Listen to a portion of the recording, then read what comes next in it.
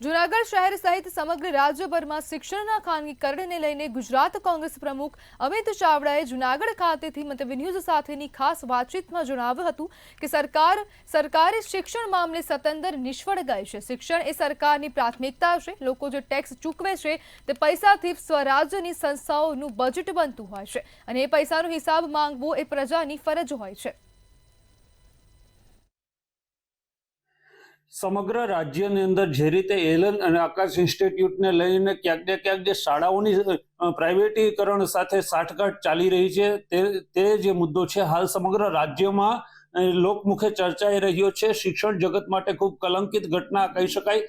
ત્યારે સમગ્ર બાબતોની વચ્ચે આપણી સાથે પ્રદેશ પ્રમુખ કોંગ્રેસના અમિતભાઈ ચાવડા જોડાયા છે। અમિતભાઈ, જે રીતે શિક્ષણનું ખાનગીકરણ થઈ રહ્યું છે કેટલી હદે યોગ્ય, આપ શું કહેશો સરકારને? તમે જે એલએન ને બાકીના ક્લાસીસની વાત કરો છો, આખું નેટવર્ક એવું ચાલે છે કે બાળકો ભણવા જાય આવા પ્રાઇવેટ ક્લાસીસમાં અને એનું નામ બોલતું હોય કોઈ સ્કૂલના ચોપડે, સ્કૂલમાં જવાનું નહીં, ક્લાસીસમાં ભણવાનું, પરીક્ષા આપવાની, તો આ સરકારની મિલીભગત વગર શક્ય નથી। શિક્ષણમાં ભ્રષ્ટાચાર ચાલી રહ્યો છે। એક સફેદ વ્હાઇટ કોલર કરપ્શન માટેનું એક માધ્યમ શિક્ષણ જગતને બનાવી દીધું છે।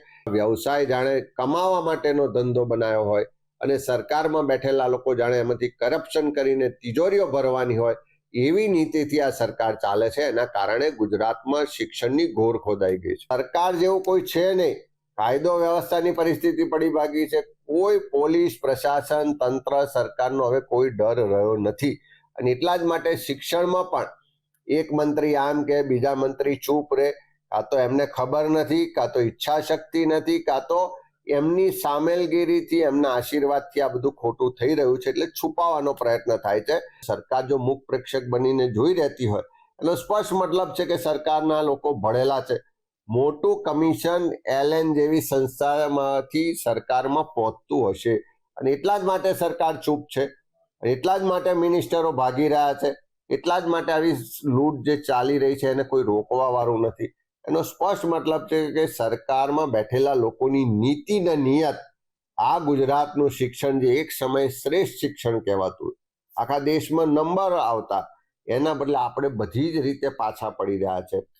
તો આ હતા અમિતભાઈ ચાવડા, પ્રદેશ કોંગ્રેસ પ્રમુખ, કે જેમણે આગામી દિવસોની અંદર જે ખાનગીકરણ શિક્ષણનું થઈ રહ્યું છે તેને રોકી અને સરકારી શિક્ષણ બચાવવા માટેનું આ શિક્ષણ અભિયાન છે તેને વધારે તેજ બનાવવાની વાત કરી છે અને સરકાર છે તે સરકારી શિક્ષણ ક્ષેત્રે સંપૂર્ણપણે નિષ્ફળ ગઈ હોવાનો દાવો કર્યો છે।